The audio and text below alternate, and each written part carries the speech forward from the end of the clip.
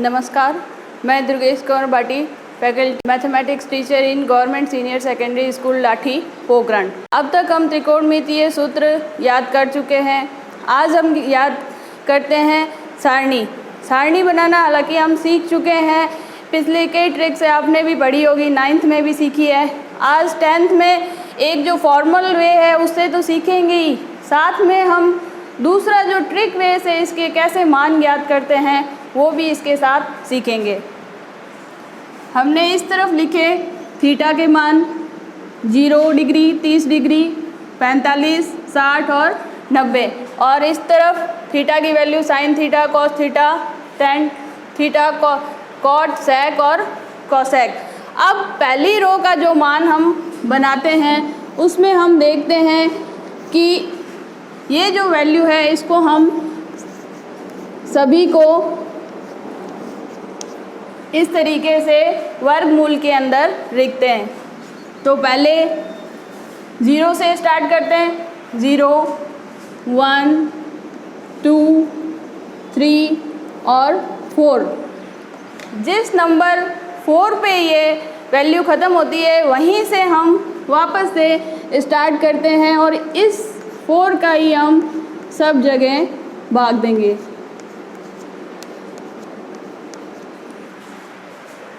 जैसे ही हमने इस तरीके से 4 का सब में भाग दिया तो अब हम मान ज्ञात करते हैं 0/4। तो अंडर रूट में 0 की वैल्यू होती है 0, 4 का वर्गमूल होता है 2, तो इसकी वैल्यू आएगी 0। तो पहले मान आ गया साइन थीटा 0, 0। अब हम इसको निकालेंगे तो 1 का वर्गमूल 1, 4 का वर्गमूल 2। तो अब सारणी में दूसरा मान आया हमारा 1/2। ऐसे ही हम इसकी वैल्यू निकालेंगे 2 का वर्गमूल 2, 4 का वर्गमूल निकालेंगे तो 2। अब हम इस मान को और थोड़ा सरल करेंगे। सरल करने के लिए क्या करेंगे, अंडर रूट 2 तो अंडर रूट 2 लिखेंगे। 2 को हम वर्गमूल के रूप में कैसे लिख सकते हैं, वर्गमूल 2 गुणा वर्गमूल 2, यानी कि वर्गमूल का हम अगर वर्ग करते हैं तो वर्गमूल हट जाता है। ये हमने क्यों किया, ताकि हम अंश में जो अंडर रूट 2 है उसको हटाने के लिए, अंडर रूट 2 से अंडर रूट 2 कट गया, क्या बचा 1/√2। तो ये वैल्यू आ गई साइन 45 डिग्री की। अब आगे हम चलते हैं। अंडर रूट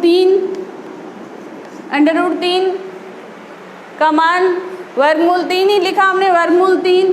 4 का अगर हम वर्गमूल निकालेंगे तो वो मान आया 2। साइन 60 की वैल्यू आ गई √3/2। ऐसे ही हम इन दोनों में देखते हैं, 4 से 4 कट गया, क्या बचा 1, और 1 का वर्गमूल होता है 1। इस तरीके से हमारी ये पहली रो कंप्लीट हो गई।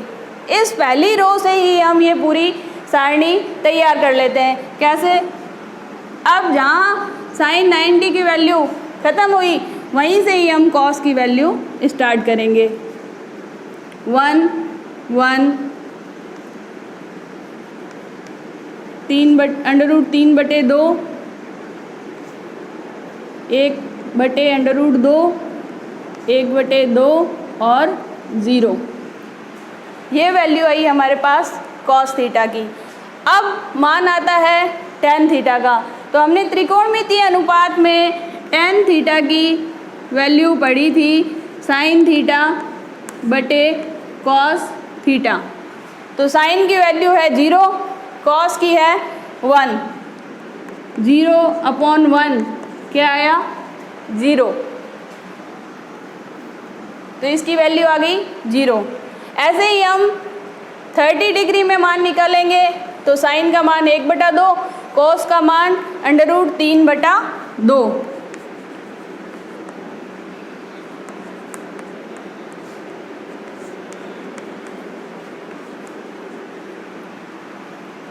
इसको सरल करके हम दिखाएं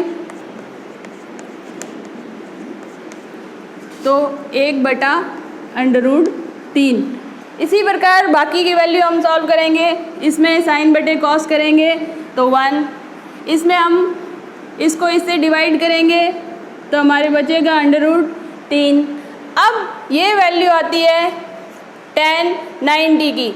tan 90 की जब हम वैल्यू निकालेंगे तो हम देखते हैं कि sin 90 का मान तो 1 है और cos 90 का मान 0 है। ये ज़्यादातर में हम क्या लिख देते हैं, अनंत। ज़्यादातर में ये अनंत लिखते हैं और इस तरीके से इसका सिंबल बनाते हैं, जबकि ये गलत है। इसको ऐसा ना लिख के इसको लिखेंगे अपरिभाषित। जब भी किसी परिमेय संख्या के हर में 0 आता है, परिमेय संख्या के हर में 0 आता है तो वो संख्या क्या कहलाती है, अपरिभाषित कहलाती है, जिसको हम नॉट डिफाइंड लिखते हैं। अब व्युत्क्रम सूत्र में हमने देखा था कि cot tan का उल्टा होता है, तो यहीं से हम इस रो को उल्टा करेंगे। नॉट डिफाइंड यानी अपरिभाषित, फिर √3, √1, 1/√3 और 0। ये हुई cot की रो कंप्लीट। अब बात आती है sec। sec की वैल्यू हम कैसे निकालते हैं। sec जो होता है वो इस cos का व्युत्क्रम होता है। सूत्र में हम देख चुके हैं sec क्या होता है, cos का व्युत्क्रम। तो जो cos की वैल्यू होती है उसको हम उल्टा कर देंगे, यानी अंश को हर में और हर को अंश में बदल देंगे। तो sec 0 का मान, cos की वैल्यू 1 है तो 1/1 होता है, उसको अंश हर में चेंज करेंगे तो वैल्यू वही सेम रहेगी। अब बात आती है 30 डिग्री में, तो cos की वैल्यू थी √3/2, इसको उल्टा करेंगे हम तो 2/√3।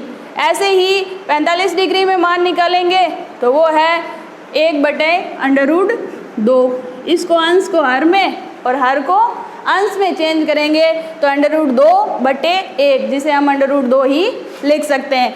अब मान आता है 60 डिग्री का तो 2/1 या सिर्फ 2 भी लिख सकते हैं। ऐसे ही 90 डिग्री में वैल्यू आती है तो sec 90 डिग्री जो कि cos 1/cos में, तो cos की वैल्यू कितनी है, 0।